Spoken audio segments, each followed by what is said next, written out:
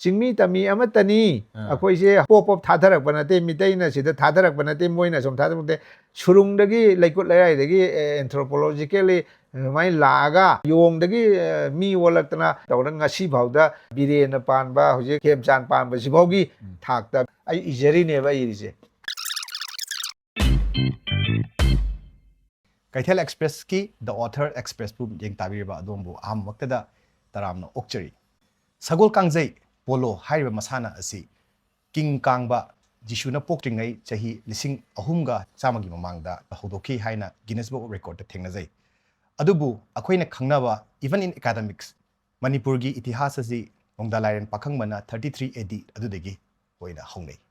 Sigi matangsida logical oina wakhan khanba mi natrakana scientific temper oiba mi singnadi chamamnaba ama lei Lairik ama yamna phajana macha khaina akoigi likhun marik chumna laikut leirai de leirigai matamdegi hozik phawgi manipurgi khunai asigi matangda samlappa kanglei paki asamba puwari kanglei khunai hairiba lairik asigi author Dr. Mangangcha Thodam laibaga najabagi thoram asibu yeng tabi punamupu amukhanna taram okchari ha maktada oza sigi lairik ase maitei mektasu bangla dasu sigi je akoina hairingai mangoina na ozagi introduction masam tang yeng tabiba audience ta haibina haijari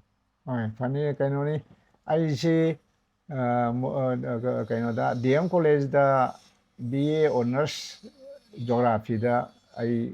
pass tawjarai 19 kaino da agoi 70 ga da adagi adi matung da kaino da Guwahati University da MA tami geography dani adu loiraga adi matung da mo Delhi da JN University da MPhil PhD tawi adu MPhil do loira matung da aigi imung manunggi ahalaman laitaba yaubudagi ai halaga Manipur University da kaino si ai doctorate digi si Manipur University dagi lawani ade resta taramaga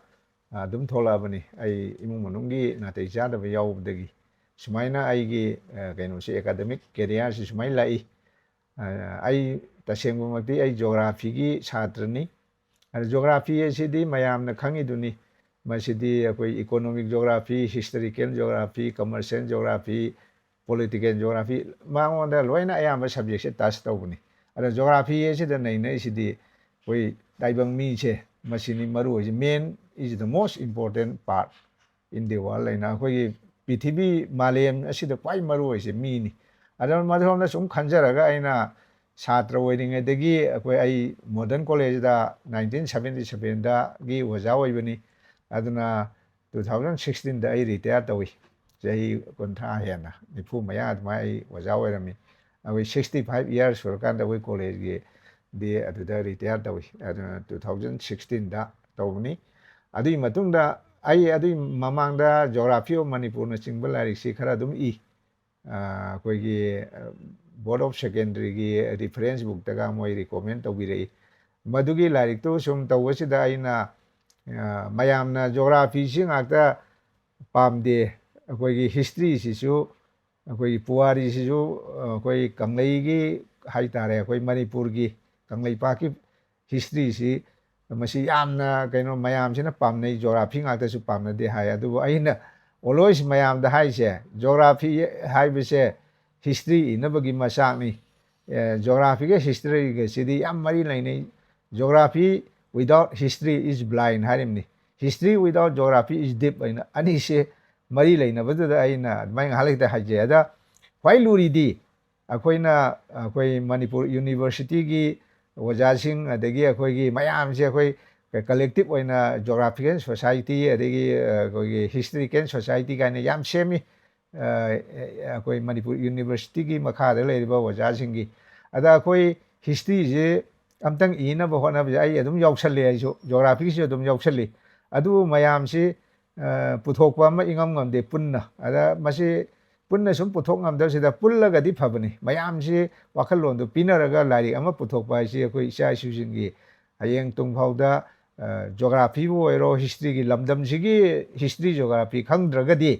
akoigi angang singse moigi tungda moigi akai ba yam lei haibise phaujaraga ai hona jarakpani adaida punna tawbasima ingam ngam daba akoi yam hona rami historyꯒꯤꯁꯨ ꯑꯩꯈꯣꯏ ꯍꯣꯠꯅꯔꯝꯃꯤ geographyꯒꯤꯁꯨ ꯑꯩ ꯑꯗꯨꯝ ꯍꯣꯠꯅꯩ ꯌꯥꯎꯁꯟꯗꯅ ꯑꯗꯨ ꯏꯉꯝ ꯉꯝꯗꯕꯗꯒꯤ ꯁꯝꯖꯟꯖꯔꯒ ꯃꯁꯤ ꯑꯩꯈꯣꯏ ꯑꯍꯜ ꯂꯃꯟ ꯈꯔꯅ ꯃꯁꯤ ꯏꯕꯨꯡꯉꯣ ꯑꯩꯈꯣꯏ ꯈꯔ ꯍꯦꯛꯇ ꯏꯅꯕ ꯇꯧꯔꯁꯤ ꯑꯔꯩꯕ ꯈꯔ ꯍꯥꯏꯅ ꯑꯩ ꯍꯥꯟꯅꯗꯤ ꯂꯥꯏꯔꯤꯛ ꯈꯔ ꯐꯣꯡꯈ꯭ꯔꯦ geographyꯒꯤꯗ ꯑꯗ historyꯁꯤꯗ ꯃꯄꯨꯡ ꯑꯣꯏꯅ ꯍꯥꯏꯔꯛꯄꯗꯨꯗ ꯑꯩꯅꯁꯨ historyꯁꯤꯗꯈꯔ ꯊꯋꯥꯏ ꯌꯥꯎꯖꯕ ꯍꯥꯏꯇꯥꯔꯦ ꯃꯗꯨꯗꯩꯗ ꯑꯍꯟꯁꯤꯡꯅ ꯍꯥꯏꯔꯛꯄꯩ ꯃꯇꯨꯡ 이나 이르시에나 ꯑꯩ ꯏꯔꯦ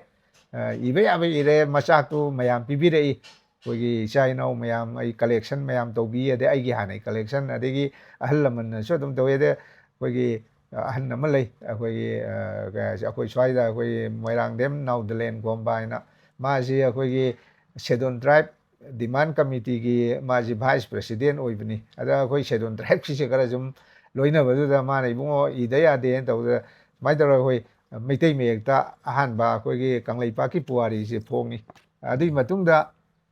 ꯑꯩꯈꯣꯏꯒꯤ ꯍꯤꯁꯇ꯭ꯔꯤ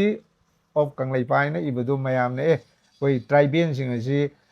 ꯆꯤꯡꯗ ꯂꯩꯕꯁꯤ ꯆꯤꯡꯃꯤ ꯍꯥꯏꯔꯒꯁꯨ ꯍꯥꯎ ꯍꯥꯏꯅ ꯑꯩꯈꯣꯏꯅ ꯁꯨꯝ ꯍꯥꯏꯔꯕꯅꯤꯅ ꯍꯥꯎ ꯍꯥꯏꯁꯦ ꯇꯁꯦꯡꯕꯗꯤ ꯐꯠꯇꯕ ꯂꯣꯟ ꯅꯠꯇꯦ ꯌꯥꯝ ꯐꯖꯕ ꯍꯧꯃꯤꯒ ꯍꯥꯏꯁꯦ ꯑꯩꯈꯣꯏ ꯍꯧꯔꯛꯉꯩꯒꯤ ꯃꯤ ꯍꯥꯏꯕꯅꯤ ꯃꯤ ꯑꯃꯅ ꯀꯧꯔꯁꯨ ꯍꯥꯎ ꯍꯥꯏꯅ ꯈꯨꯝꯃꯤꯁꯤꯅꯤ ꯍꯥ ꯍꯨꯡ ꯍꯩ ꯍꯦꯡ ꯍꯥꯏꯁꯦ ꯑꯩꯈꯣꯏꯒꯤꯗꯤ ꯂꯥꯏꯁꯣꯟꯅꯤ ꯍꯥꯏꯕꯁꯤ ꯑꯍꯥꯟꯕ ꯑꯉꯥꯡ ꯑꯃ ꯍꯦꯛ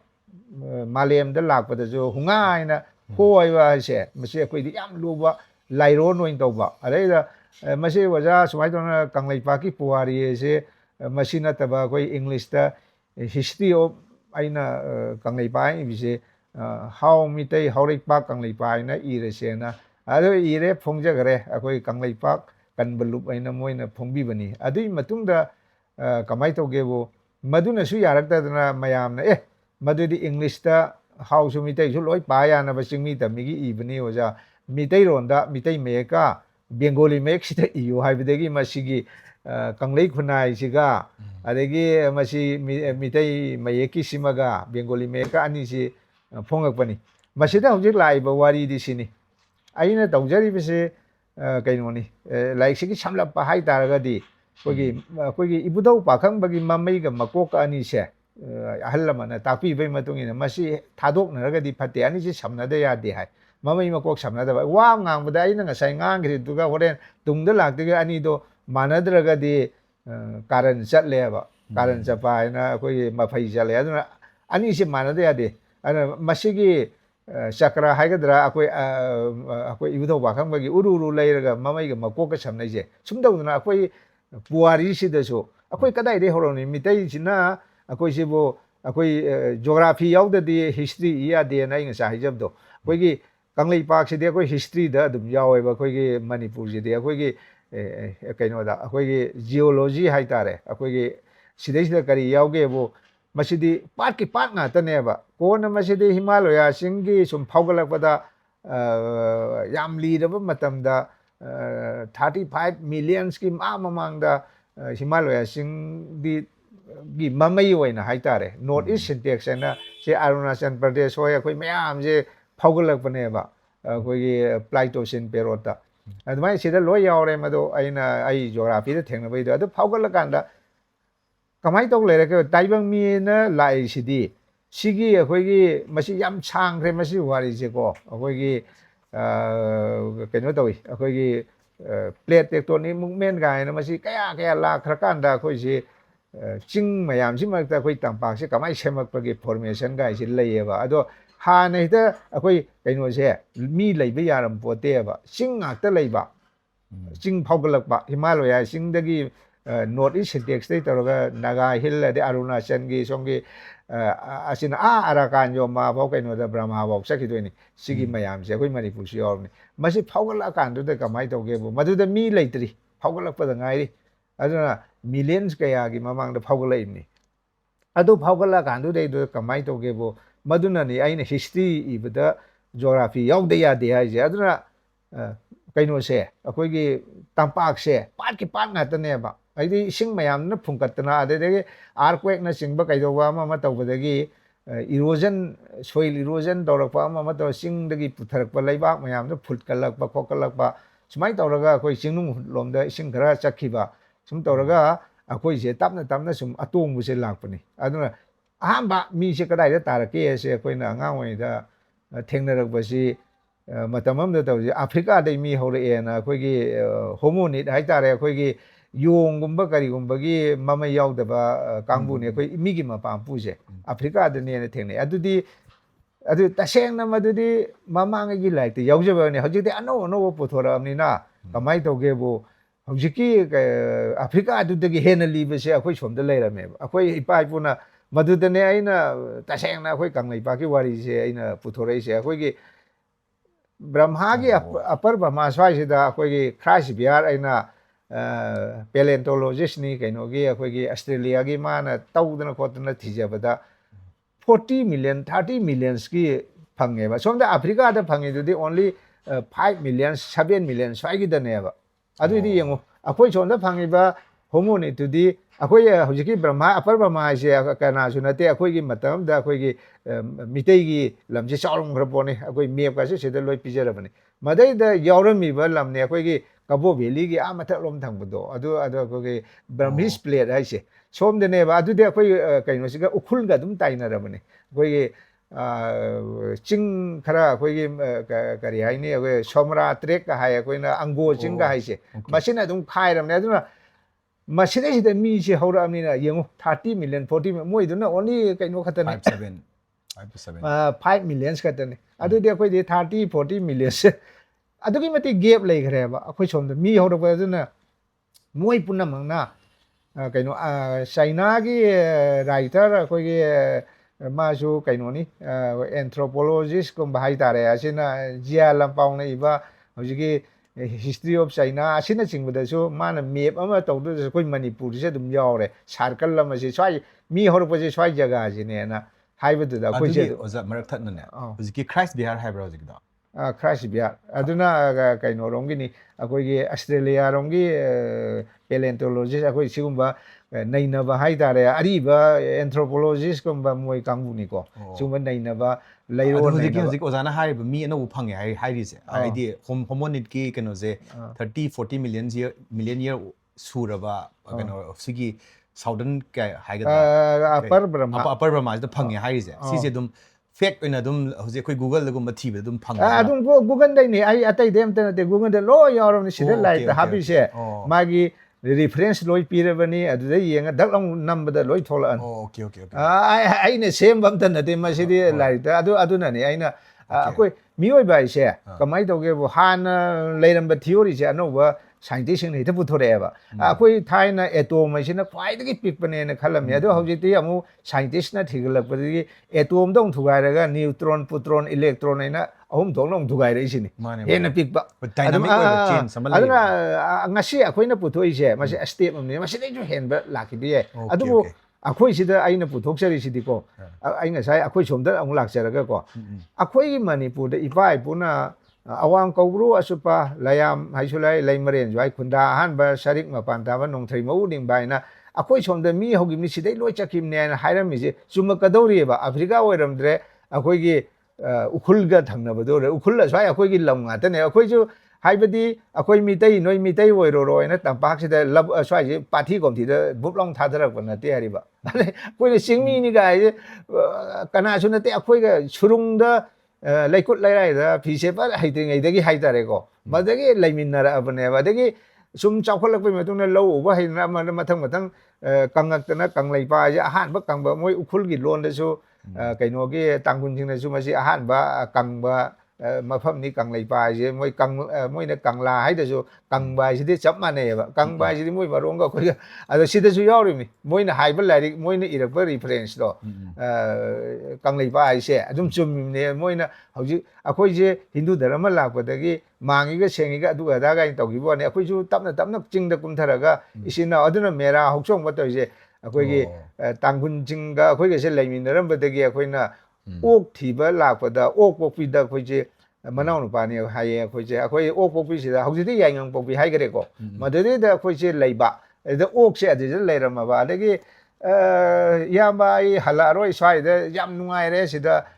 यांगं पोपी हाइसे हौजि यांगं पोपी मसिदा आई सुम लैरगे मतंदुदा स्वाइजे कंग खरा वालिब जाने कंगला जे खरा फावगलक वालिब जाने कुइरो वारिने अखोय कंगला से सिदसु यावरमने अखोयगी lấy bác sẽ tàu này em mà tầm 20,000 BC đó ai đó cái mi lấy làm bagi chấp phu mà sẽ cái phẳng bagi quá sẽ đấy lối giàu làm này ở đây yang bị rồi ukun đó cái càng phi cái kẹp sẽ đó song bu kẹp hay rồi song đó mình cái sinh gì đó lấy được kẹp sinh gì ai nè càng phi rong cái chán hay gì vậy mà sẽ đó Okram Kumar hoy cái hoy mỗi anthropologist aku suagi mỗi si pioneer ni Wajah Kumar je ai lai phong de yo wi si daga photo aku pun na lai sin mỗi em yu khi aku tamina pa Nava Kumar hoy kari jo koi like tamina ko ni ada Guwahati da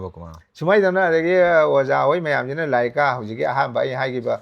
history ki phong da Wajah hoy si de ki masak su loi ni moi na puthok pa da ukhul da puthok pa da chawrak na mỗi người sahi pidre su ko chawrak ba 30,000 40,000 BC ne ba yang biro ko khun da mi le ra mi che akoi phi se pa hai tingai gi akoi na nung gi ju hai ta re ko all stone age matam da le ra mi che kang khui da le ra mi ba moi na season na ba po chai phang ji se da lo yaw ram ni Wajah Kumar hoi na ka mi se 30 40 ne ba yang biro BC adu ai ta ri nga sai aina 40 millions ade adu 10 millions akoi se Ramapitheka sta sang Himalaya Chinggong da lai ba akoi se Rama ki Pitheka sai do ching Ramapitheka sigi li ba se larik tari 10 million sai ba ko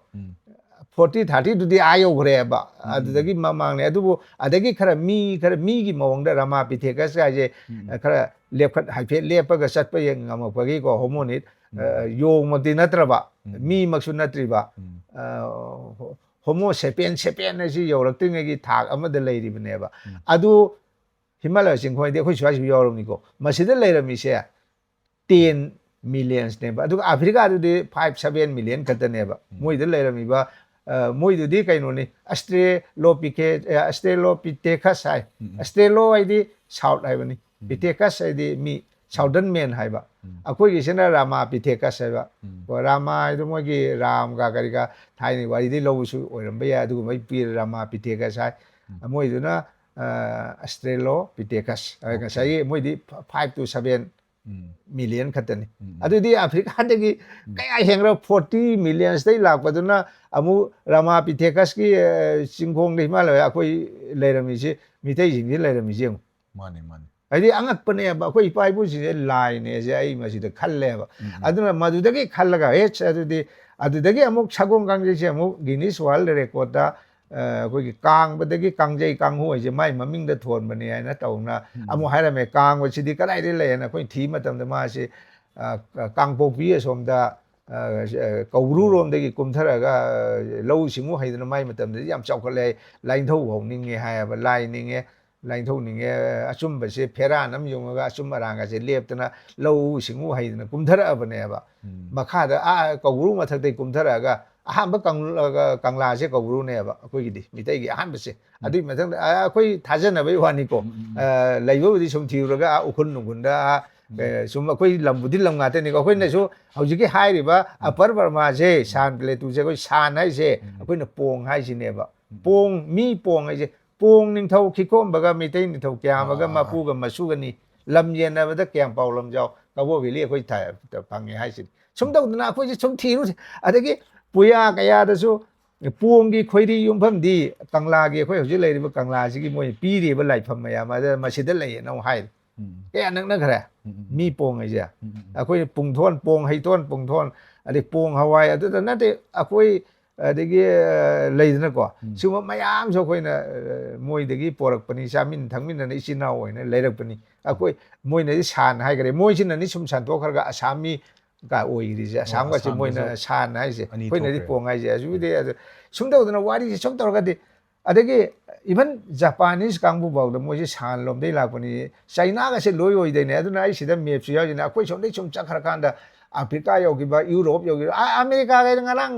hang ge 10,000 BC 30,000 chai da loi ne lai gre se di ngarang hang ge red India nga ta ne le na mi ba kai no de Europe de gi kai de chak ki ba nga ta ne ba je sao khat le hai ba America do 14 century ai hai se adu akoi mi dai di mu aduna akoi se adu ki matik akoi gi lining lon da kai da sao khat chana ma je akoi se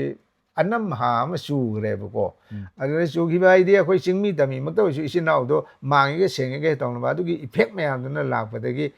หายแล้วก็ที่พัฒนาไปค่อยธรรมมาสิตาค่อยฮินดูธรรมมาสินะค่อยแต่กี้ค่อยคริสเตียนก็มาสินะถอยตรงนั้นมังอีเสียงยาวเดียวธรรมมาสิก็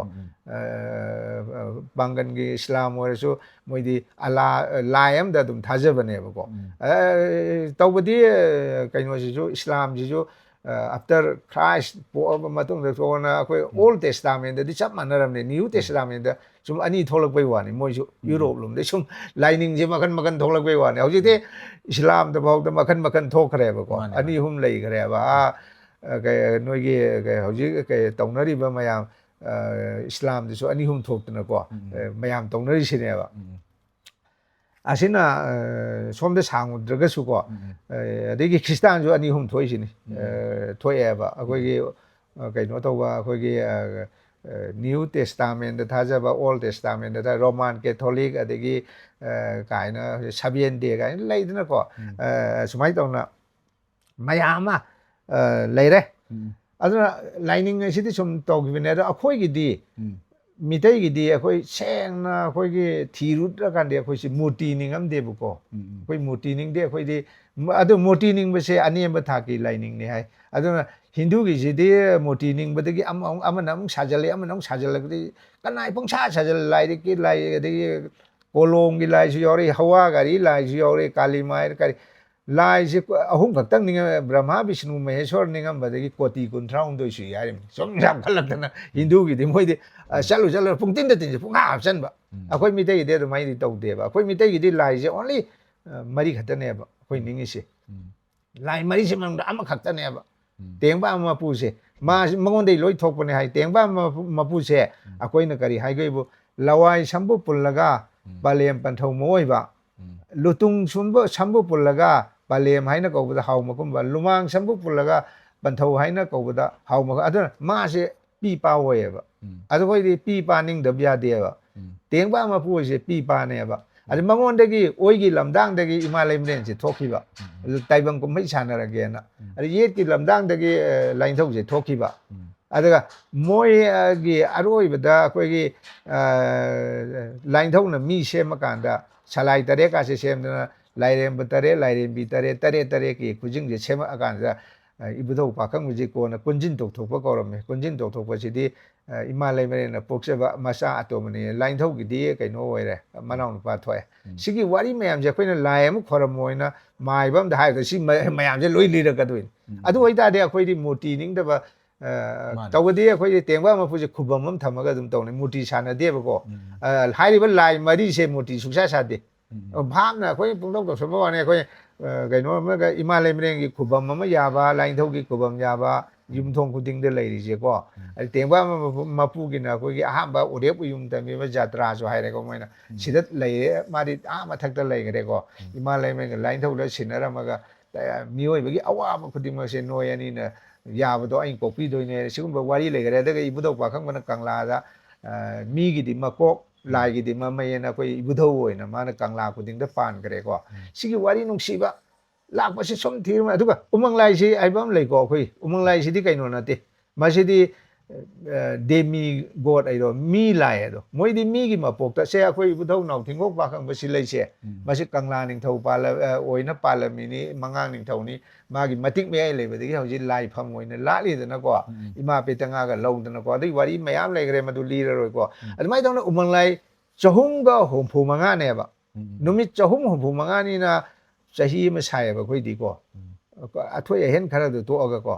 จะหุ่มผูมังงานเช่สิเดอุมังไลจะหุ่มผูมาแต่สิหุ่มผูมาตัวให้สิไก่น้องไม่ยามนะไม่ไก่มังงักเป็นไรมาดิสิไก่ทุกที่เป็นเนี่ยแบบเอาวางกบรูสินะไปมาโกกเนี่ยอุมังไลกี่มาฮาราแต่ที่อุมังไลแต่ฮารายาดีโกมาสิชัดนบีเนี่ยคุยกี่มาเราไปมาโกกเนี่ยมาสิเตียงบ้านมาพูดกี่ใช้วนเนี่ยประมาณสิมีกี่มาโกกแต่ละมันเนี่ยที่วันนี้ไม่ยามเลยมากี่มาชาณพี่นุ่งเทเลยมาเสียคุยกี่มาจิงกี่มาชาณป้าไก่หนูน่ะตัวลงของมันน่ะลงกี่แบบกี่วันนี้ก็เลยนะก็คุยลอยารักไปนอกจากเลยดิสิอันนั้นไม่กี่มาดีสุดได้นี่ป้าเนี่ยสิไม่กี่มาดีสิขนาดนั้นไงเอาวางกบรูนัมเบอร์วันอะไรมาจิงอะไรวางเบรนทางจิงเจ้มาสิมาดีสิเนี่ยอุมังไลจะหุ่มมาถอยตัวเนี่ยติดเฉลยจะหุ่มก็หุ่มมังงะสิตาเนี่ยแบบ ꯑꯗꯣ ꯃꯣꯏꯁꯤꯗꯤ ꯃꯤꯒꯤ ꯃꯄꯣꯛꯇ ꯂꯥꯏ ꯑꯣꯏꯅꯒ ꯗꯦꯃꯤꯒꯣꯠ ꯃꯇꯤꯛ ꯃꯌꯥꯏ ꯂꯩꯕꯗꯣ ꯃꯗꯣ ꯑꯩꯈꯣꯏꯅ ꯃꯣꯏꯗꯗꯤ ꯑꯩꯈꯣꯏꯅ ꯀꯕꯣ ꯑꯊꯣꯡꯕ ꯄꯣꯠ ꯀꯕꯣ ꯀꯛꯀꯦꯔꯥ ꯑꯗꯨ ꯀꯛꯀꯦꯔꯥ ꯁꯥꯔꯦꯟ ꯆꯠꯄꯗ ꯉꯥ ꯀꯛꯀꯦꯔꯥ ꯂꯣꯏ ꯌꯥꯔꯦ ꯃꯣꯏꯗꯗꯤ ꯑꯗꯨꯒ ꯍꯥꯏ ꯑꯊꯣꯡꯕ ꯄꯣꯠꯁꯨ ꯀꯠꯄ ꯌꯥꯏꯕ ꯎꯃꯪ ꯂꯥꯏꯗꯗꯤꯀꯣ ꯊꯣꯡꯗꯕꯁꯨ ꯀꯠꯀꯦ ꯑꯗꯨꯒ ꯍꯧꯖꯤꯛꯀꯤ ꯍꯥꯏꯔꯤꯕ ꯑꯩꯅ ꯍꯥꯏꯔꯤꯕ ꯈ꯭ꯋꯥꯏ ꯇꯣꯞꯇ ꯂꯩꯔꯤꯕ ꯃꯔꯤꯁꯦ ꯁꯤꯗꯤ ꯑꯊꯣꯡꯕ ꯄꯣꯠ ꯀꯠꯄ ꯌꯥꯗꯦꯕ ꯃꯣꯏꯗꯤ ꯑꯆꯝꯕ ꯉꯥꯛꯇ ꯀꯠꯀꯗꯕꯅꯤ ꯑꯣꯖꯥ ꯀꯩꯅꯣꯝꯇ ꯃꯔꯛ ꯁꯨꯃꯥꯏꯅ ꯊꯠꯅꯀꯣ ꯇꯧꯅ ꯁꯤꯗꯩꯁꯤꯗ ꯃꯤꯠꯀꯤ ꯑꯣꯏꯕ ꯑꯣꯔꯦꯜ ꯂꯤꯇꯔꯦꯆꯔ ꯑꯃꯁꯨꯡ ꯄꯨꯌꯥꯒꯤ ꯋꯥꯔꯤꯅꯆꯤꯡꯕ ꯈꯛꯇ ꯅꯠꯇꯅꯅꯦ ꯁꯤꯗꯩꯁꯤꯗ ꯕꯤꯒ꯭ꯌꯥꯟꯒꯤ ꯑꯃꯁꯨꯡ ꯃꯥꯂꯦꯝꯒꯤ ꯊꯥꯛꯇ ꯍꯥꯏꯗꯤ ꯁꯤꯗ ꯕꯤꯒ꯭ꯌꯥꯟꯒꯤ ꯍꯥꯏꯕ ꯄꯣꯠ ꯑꯃ ꯌꯥꯎꯔꯛꯏꯁꯦ ꯃꯗꯨ ꯑꯩ ꯕꯦꯀꯤꯡꯁꯤꯡꯁꯦ ꯀꯃꯥꯏꯅ ꯃꯗꯨ ꯍꯥꯏꯔꯛꯀꯗꯧꯔꯕꯅꯤ ꯑꯗ ꯃꯁꯤꯅ ꯐꯤꯂꯣꯖꯣꯐꯤꯁꯦ ꯑꯩꯈꯣꯏꯁꯦ ꯑꯁꯨꯛ ꯌꯥꯝꯅ ꯆꯥꯎꯅ ꯂꯩ ꯑꯩꯈꯣꯏ ꯃꯤ ꯍꯧꯔꯛꯄꯁꯦ ꯑꯩꯈꯣꯏꯒꯤ ꯙꯔꯃꯔꯣꯝꯗ ꯐꯤꯂꯣꯖꯣꯐꯤꯔꯣꯝꯗ ꯌꯦꯡꯉꯨꯕꯗꯁꯨ ꯑꯩꯈꯣꯏ ꯆꯥꯎꯅ ꯂꯩꯈ꯭ꯔꯦ ꯍꯥꯏꯕꯁꯤ ꯃꯄꯥꯟ ꯅꯥꯏꯔꯣꯏ ꯑꯩ ꯍꯧꯖꯤꯛ ꯍꯥꯏꯕꯗ ꯂꯣꯏꯔꯣꯏꯀꯣ ꯃꯁꯤ ꯁꯝꯖꯜꯂꯒ ꯀꯩꯅꯣꯔꯣꯝꯗ ꯍꯤꯁꯇ꯭ꯔꯤꯔꯣꯝꯗ ꯍꯤꯁꯇ꯭ꯔꯤ ꯍꯥꯏꯁꯤꯗꯤ ꯀꯩꯅꯣ ꯑꯣꯏꯕ ꯌꯥꯗꯦ ꯍꯤꯁꯇ꯭ꯔꯤꯗꯤ ꯆꯨꯝꯅꯒꯤ ꯋꯥꯔꯤ ꯍꯥꯏꯕ ꯑꯃ ꯂꯩꯀꯣ ꯋꯥꯔꯤ ꯌꯥꯗꯦ ꯃꯥꯗꯤ ꯆꯨꯝꯅ ꯃꯤꯠꯀꯨꯝꯕ ꯁꯤ ꯍꯤꯁꯇ꯭ꯔꯤ ꯁꯥꯒꯠꯀꯦꯗꯤ ꯕꯤꯒ꯭ꯌꯥꯅꯤꯛ ꯑꯣꯏꯕ ꯌꯥꯎꯗ ꯌꯥꯗꯦꯕ ꯑꯗꯨꯅꯤ ꯁꯤꯗ ꯇꯥꯔꯛꯀꯗꯣꯏꯁꯦ ꯑꯩ ꯁꯤꯗ ꯇꯥꯔꯛꯀꯗꯣꯏꯁꯦ ꯍꯥꯏꯗꯤ ꯍꯤꯁꯇ꯭ꯔꯤ ꯏꯒꯦꯗꯤ ꯑꯩꯈꯣꯏꯅ ꯗꯔꯀꯥꯔ ꯑꯣꯏꯁꯦ ꯑꯍꯥꯟꯕꯗ ꯀꯔꯤ ꯆꯪꯒꯦꯕꯨ ꯑꯩꯈꯣꯏꯒꯤ ꯑꯦꯟꯊ꯭ꯔꯣꯄꯣꯂꯣꯖꯤꯀꯦल ꯐꯥꯏꯟꯗꯤꯡ ꯃꯌꯥꯝꯁꯦ ꯁꯥꯏꯟꯇꯤꯐꯤꯛ ꯑꯣꯏꯕꯁꯦ ꯃꯁꯤ ꯆꯪꯉꯦꯕꯀꯣ ꯑꯗꯒꯤ ꯑꯅꯤꯁꯨꯕꯗ ꯑꯩꯈꯣꯏ ꯆꯪꯉꯤꯁꯦ ꯑꯩꯈꯣꯏꯒꯤ ꯊꯥꯏꯅ ꯏꯔꯝꯕ ꯂꯥꯏꯔꯤꯛꯁꯦ ꯏꯕ ꯍꯩꯔꯀꯥꯟꯗ ꯃꯌꯦꯛꯁꯦ ꯆꯠꯂꯛꯑꯀꯥꯟda ꯑꯍꯥꯟꯕꯗ ꯁꯨꯔꯨꯡꯗ ꯀꯩꯗ ꯁꯨꯝ ꯀꯩꯀꯩꯅꯣ ꯏꯔꯝꯕꯗꯒꯤ ꯈꯨꯗꯝ ꯇꯧꯔꯤꯁꯦ ꯀꯦꯞ ꯄꯦꯟꯇꯤꯡ ꯀꯥꯏꯅ ꯂꯩꯗꯅꯀꯣ ꯑꯗꯒꯤ ꯁꯨꯝ ꯏꯔꯛꯄꯗꯒꯤ ꯂꯨꯈꯣꯏ ꯅꯥꯔꯦꯕꯗ ꯂꯨ ꯑꯃꯒ ꯈꯣꯏ ꯑꯃꯒ ꯌꯦꯛꯑꯦꯗꯣ ꯑꯗꯨꯒꯤ ꯐꯤꯕꯝꯗ ꯁꯨꯝ ꯀꯩꯀꯩꯅꯣ ꯏꯔꯛꯄꯗꯒꯤ ꯈꯪꯉꯛꯇꯅ ꯑꯩꯈꯣꯏꯁꯨ ꯑꯗꯨꯃꯥꯏꯅ ꯂꯥꯛꯏꯅꯦꯕ ꯑꯗꯨꯅ ꯂꯥꯏꯔꯤꯛ ꯏꯕ ꯍꯩꯔꯛꯄꯗꯒꯤ ꯑꯩꯈꯣꯏꯅ ꯏꯔꯝꯃꯤꯕ ꯃꯩ ꯊꯥꯗꯣꯛꯑꯒꯁꯨ ꯑꯃꯨꯛ ꯏꯗꯅ ꯑꯩꯅ ꯍꯩꯔꯤꯕ ꯒ꯭ꯌꯥꯟꯁꯦ ꯃꯩ ꯊꯥꯗꯣꯛꯄ ꯌꯥꯔꯣꯏ ꯑꯗꯨꯝ ꯑꯩ ꯏꯔꯛꯀꯅꯦꯕ ꯑꯩꯅ ꯍꯩꯔꯤꯕ ꯃꯌꯦꯛꯁꯦ ꯑꯝꯇ ꯃꯩ ꯊꯥꯗꯣꯛꯄꯤꯌꯨ ꯑꯩꯅ ꯏꯔꯤꯕ ꯂꯥꯏꯔꯤꯛꯁꯦ ꯑꯝꯇ ꯃꯩ ꯊꯥꯗꯣꯛꯄꯤꯌꯨꯅꯦ ꯑꯩ ꯍꯌꯦꯡ ꯁꯤꯒ ꯆꯞ ꯃꯥꯟꯅꯁꯨ ꯑꯩ ꯑꯗꯨꯝ ꯍꯥꯏꯐꯦꯠ ꯃꯥꯟꯅꯅ ꯏꯔꯛꯀꯅꯦꯕ ꯏꯔꯛꯑꯣꯏꯗ꯭ꯔꯅꯦ ꯑꯗꯨꯅ ꯑꯩꯈꯣꯏ ꯋꯥꯗꯤ ꯄꯨꯌꯥ ꯃꯩ ꯊꯥꯕ ꯍꯥꯏꯁꯦ ꯊꯥꯈꯤ ꯆꯨꯝꯃꯤ ꯅꯤꯡꯊꯧ ꯈꯔꯒꯤ ꯍꯥꯛꯇꯛꯇ ꯃꯧ ꯐꯠꯇꯗꯅ ꯑꯩꯈꯣꯏ ꯑꯔꯤꯕ ꯑꯐꯕ ꯃꯌꯥꯝꯗꯣ ꯑꯗꯨꯕꯨ ꯃꯥꯏꯆꯧ ꯃꯌꯥꯝꯗꯨꯅ ꯃꯇꯝꯗꯨꯒꯤ ꯂꯥꯏꯔꯤꯛ ꯍꯩꯕꯁꯤꯡꯅ ꯂꯣꯟꯅ ꯏꯔꯝꯕꯗꯣ ꯑꯗꯨ ꯈꯔꯗꯤ ꯂꯩꯍꯧꯕꯗꯨꯅ ꯑꯩꯈꯣꯏ ꯍꯧꯖꯤꯛ ꯑꯗꯨꯝ ꯊꯣꯛꯂꯛꯏꯁꯤꯅꯦꯕ ꯃꯌꯦꯛ ꯀꯥꯏꯅ ꯊꯣꯛꯂꯛꯏꯁꯤꯅꯦꯕꯀꯣ ꯑꯗꯨꯅ ꯃꯗꯨꯒꯨꯝꯕꯏꯍꯧꯕꯁꯦ ꯑꯍꯥꯟꯕꯗ ꯑꯦꯟꯊ꯭ꯔꯣꯄꯣꯂꯣꯖꯤꯀꯦꯜ ꯐꯥꯏꯟꯗꯤꯡ ꯑꯩꯈꯣꯏ ꯇꯧꯔꯒ ꯈꯣꯠꯂꯒ ꯑꯩ ꯉꯁꯥꯏ ꯍꯥꯏꯕ ꯀꯪꯂꯥꯗ ꯑꯩꯈꯣꯏ 20,000ꯒꯤꯒ ꯆꯐꯨ ꯃꯆꯦꯠꯀ ꯐꯪꯉꯦ ꯍꯥꯏꯁꯦ ꯑꯗꯒꯤ ꯑꯩꯈꯣꯏꯒꯤ ꯑꯦꯟꯊ꯭ꯔꯣꯄꯣꯂꯣꯖꯤꯅ ꯁꯨꯝ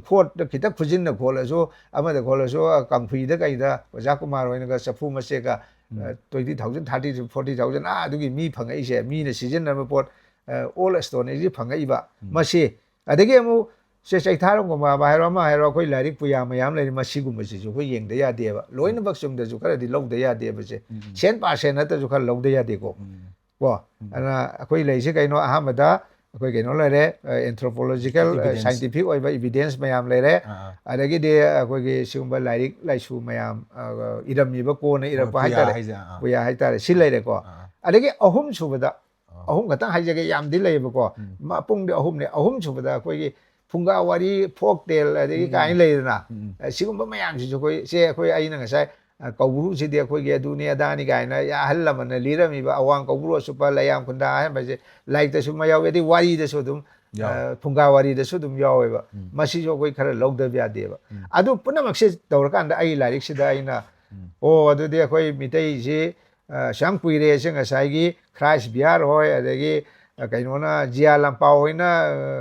ꯑꯦꯟꯊ꯭ꯔꯣꯄꯣꯂꯣꯖꯤꯁ ꯍꯥꯏꯒꯗ꯭ꯔꯥ ꯃꯣꯏ ꯁꯤꯒꯨꯝꯕ ꯃꯌꯥꯝꯁꯤꯅ ꯏꯔꯝꯕ ꯂꯥꯏꯔꯤꯛꯁꯤꯡꯁꯤꯗ ꯆꯩꯅꯥꯒꯤ ꯍꯤꯁꯇ꯭ꯔꯤꯗ ꯑꯩꯈꯣই ꯌꯥꯎꯔꯤꯕ ꯃꯦꯞꯀ ꯁꯤꯗ ꯂꯣꯏ ꯌꯥꯎꯔꯕꯅꯤ ꯑꯁꯤꯅꯆꯤꯡꯕꯁꯤ ꯑꯩꯅ ꯔꯤꯐꯔꯦꯟꯁꯇ ꯂꯧꯖꯔꯝꯅꯤ ꯑꯗꯨꯒ ꯀꯩꯅꯣꯗꯁꯨ ꯑꯩꯈꯣꯏꯒꯤ ꯍꯧꯖꯤꯛ ꯃꯌꯥꯝ ꯀꯩꯅꯣꯗꯁꯨ ꯂꯣꯏ ꯐꯪꯉꯕꯅꯤ ꯑꯩꯈꯣꯏꯒꯤ ꯏꯟꯇꯔꯅꯦꯠꯇ ꯀꯩꯗ ꯑꯗꯣ ꯁꯤꯗ ꯌꯥꯎꯔꯤꯁꯤꯡꯁꯦ ꯑꯗꯨꯝ ꯌꯦꯡꯕꯤꯔꯣ ꯑꯁꯨꯃꯥꯏꯅ ꯇꯧꯅ ꯃꯗꯨꯃ ꯂꯧꯔꯒ ꯑꯗꯒꯤ ꯑꯍꯜ ꯂꯃꯟꯅ ꯍꯥꯏꯔꯝꯕ ꯑꯩꯈꯣꯏꯒꯤ ꯐꯨꯡꯒꯥ ꯋꯥꯔꯤꯒꯤ ꯃꯌꯥꯝꯁꯦ ꯑꯩꯈꯣꯏꯒꯤ ꯃꯩꯇꯩꯁꯤꯅ ꯑꯍꯥꯟꯕꯅꯤ ꯍꯥꯟꯅ ꯍꯧꯕ ꯀꯣꯟꯅ ꯂꯣꯏꯕ ꯃꯐꯝꯁꯦ ꯑꯩꯈꯣꯏ ꯁꯤꯗꯅꯤ ꯁꯦꯀꯦꯟ ꯋꯥꯔꯜ ꯋꯥꯔꯁꯨ ꯐꯥꯔꯁ ꯋꯥꯔꯜ ꯋꯥꯔ ꯁꯦꯀꯦꯟ ꯋꯥꯔꯜ ꯋꯥꯔ ꯑꯩꯈꯣꯏ ꯃꯅꯤꯄꯨꯔ ꯌꯧꯗ ꯂꯣꯏꯔꯤꯕꯅꯦ ꯁꯤ ꯌꯧꯔꯛꯄꯗ ꯖꯄꯥꯟꯗ ꯑꯦꯇꯣꯝ ꯕꯣꯝ ꯊꯥꯗꯗꯅ ꯂꯣꯏ ꯁꯔꯦꯟꯗꯔ ꯇꯧꯅ ꯀꯩꯅꯣ ꯍꯣꯏ ꯖꯔꯃꯟꯒꯗꯣ ꯇꯧꯅ ꯃꯅꯤꯄꯨꯔ ꯌꯧꯔꯛꯄꯗ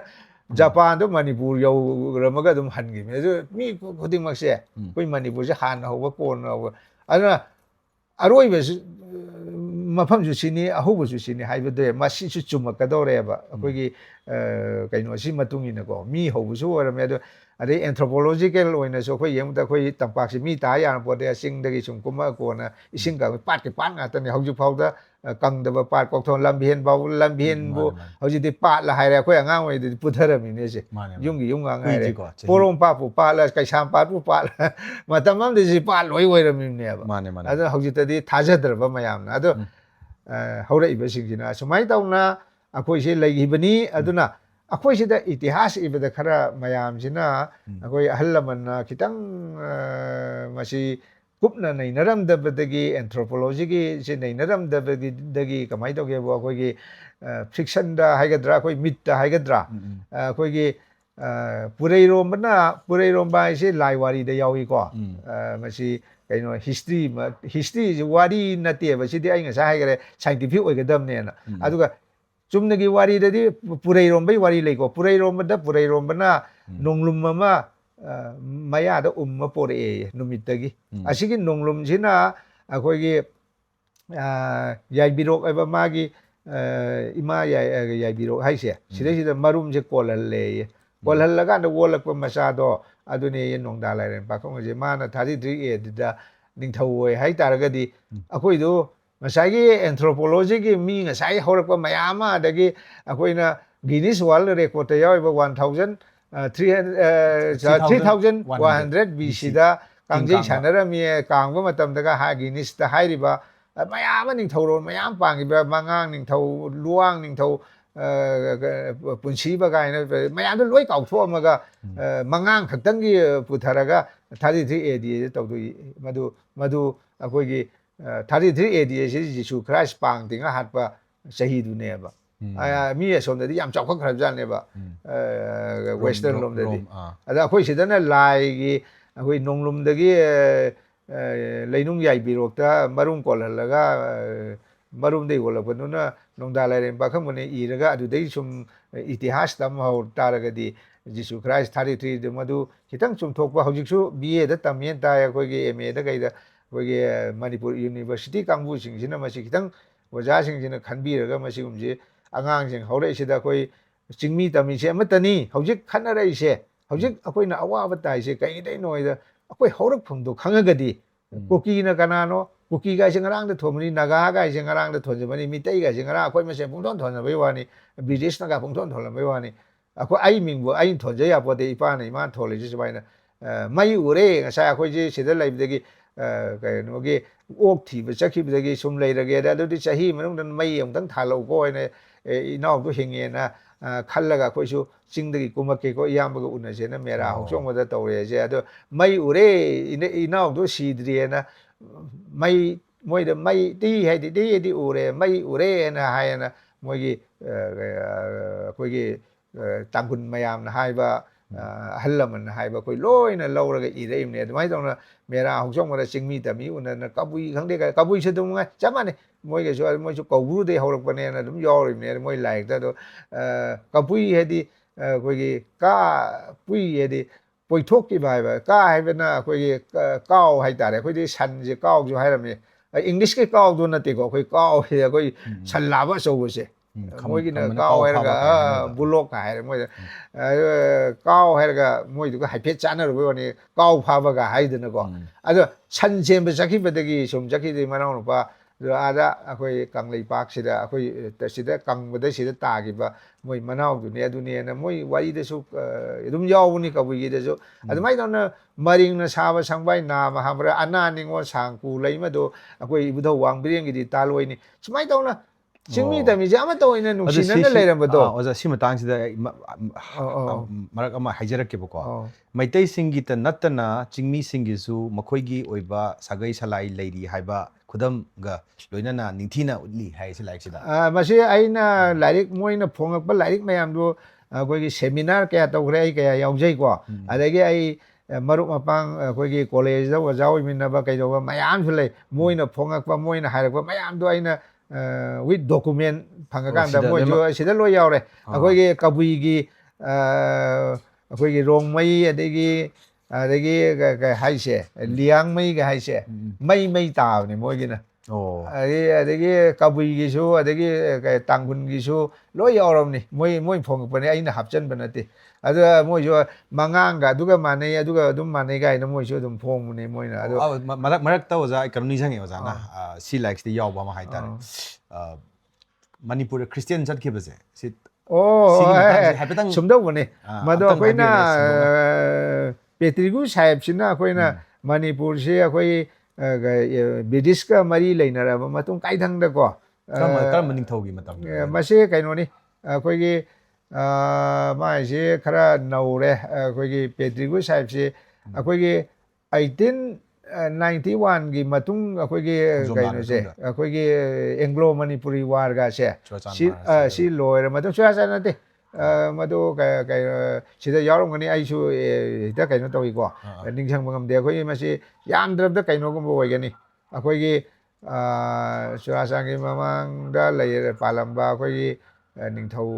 ꯍꯥꯏꯇꯥꯔꯒꯗꯤꯀꯣ ꯀꯩꯅꯣ ꯍꯣꯏꯒꯨꯝꯕ ꯑꯩꯈꯣꯏꯒꯤ ꯆꯟꯗ꯭ꯔꯀꯤꯇꯤ ꯃꯍꯥꯔꯥꯖ ꯒꯥꯏꯗꯣ ꯑꯗꯨꯒꯤ ꯃꯇꯥꯡ ꯑꯗꯨꯋꯥꯏꯗ ꯑꯣꯏꯔꯅꯤ ꯑꯩꯈꯣꯏꯒꯤ ꯀꯩꯅꯣꯒ ꯂꯤꯡꯈꯠꯂꯝꯃꯤꯁꯦ ꯃꯇꯝꯗꯨꯗꯅꯦ ꯑꯩꯈꯣꯏꯒꯤ ꯃꯣꯏ ꯃꯇꯝꯗꯅꯤ ꯆꯟꯗ꯭ꯔꯀꯤꯇꯤ ꯃꯍꯥꯔꯥꯖ ꯃꯇꯝ ꯑꯗꯨꯋꯥꯏꯗꯩꯅꯤ ꯌꯥꯝꯅ ꯁ꯭ꯀꯨꯜꯒ ꯖꯣꯅꯣꯁꯇꯣꯟ ꯁ꯭ꯀꯨꯜꯒ ꯂꯤꯡꯈꯠꯂꯛꯏꯕ ꯑꯗꯩ ꯄꯦꯇ꯭ꯔꯤꯒꯨ ꯁꯥꯍꯦꯕꯁꯤ ꯂꯥꯛꯑꯀꯥꯟꯗ ꯃꯥꯁꯨ ꯑꯍꯥꯟꯕ ꯂꯥꯛꯇ ꯖꯣꯅꯣꯁꯇꯣꯟ ꯁ꯭ꯀꯨꯜꯁꯤ ꯂꯩꯔꯝꯃꯦ ꯑꯗꯨꯗꯒꯤ ꯃꯥꯅ ꯁꯤꯡꯖꯃꯩꯗ ꯃꯥꯅ ꯄꯦꯇ꯭ꯔꯤꯒꯨꯒꯤ